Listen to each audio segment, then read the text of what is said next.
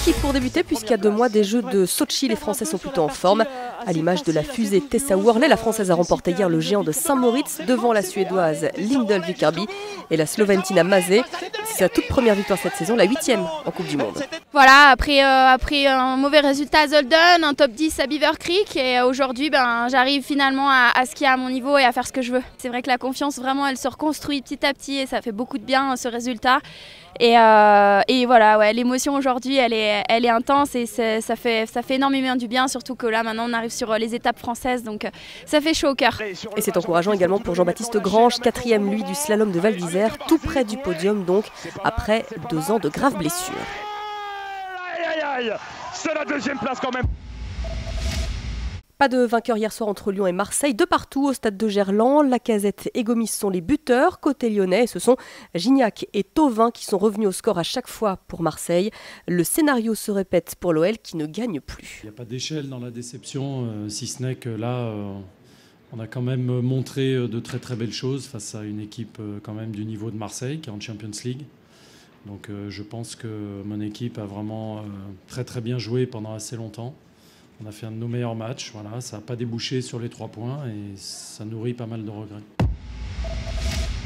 Autre résultat, la victoire de Lille face à Bastia 2-1. Les joueurs de René Girard restent 3e du classement à 4 points du leader parisien, 2 de Monaco. Marseille est 6e à 11 points du podium. Bordeaux remonte à la 4e place. Bordeaux qui a gagné contre Valenciennes hier soir 2-1. Quel adversaire pour le Paris Saint-Germain en 8e de finale de la Ligue des Champions? Réponse à la mi-journée.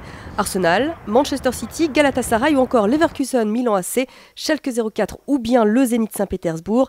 À ce stade de la compétition, il n'y a pratiquement que des équipes à éviter. Je crois qu'en Ligue des Champions, on doit être prêt pour jouer contre tout le monde. Ce sont des matchs difficiles. Plus on va loin dans la compétition, plus les matchs sont compliqués. On s'entraîne pour ça et je crois que nous serons prêts pour ce match. Le bon bilan des Français au championnat d'Europe de natation en petit bassin. En l'absence des stars Manoudou et Agnel, c'est Jérémy Stravius qui a joué le rôle de chef de file avec hier l'or sur 100 mètres d'eau pendant que Camille Lacour montait sur la 3e marche du podium. On savait que ça allait être vraiment très très dur déjà de faire 5-6 médailles. Donc maintenant c'est pas forcément l'essentiel. Bon, pour ma part c'est vrai que je prenais ça comme un objectif de fin d'année. C'est bien, c'est la dernière compète de l'année. La semaine prochaine voilà, je devais être en compète au Duel in the Pool et finalement j'ai annulé cette compète, du coup on va retravailler une semaine. Et c'est bien de finir sur ça, sur une bonne note. Et puis le mondial de handball en Serbie, ce sont les Françaises qui se sont qualifiées hier soir pour les quarts de finale. Elles ont battu le Japon 27-19. On peut considérer que cette qualification pourrait correspondre presque à un but atteint en lui-même, quoi. Bon, maintenant, selon l'expression que ça crée, l'appétit vient en mangeant. Et quand on arrive à ce niveau de la compétition en ayant gagné 6 matchs sur 6, on se prend à rêver, on se dit pourquoi pas un 7e et ainsi de suite, quoi.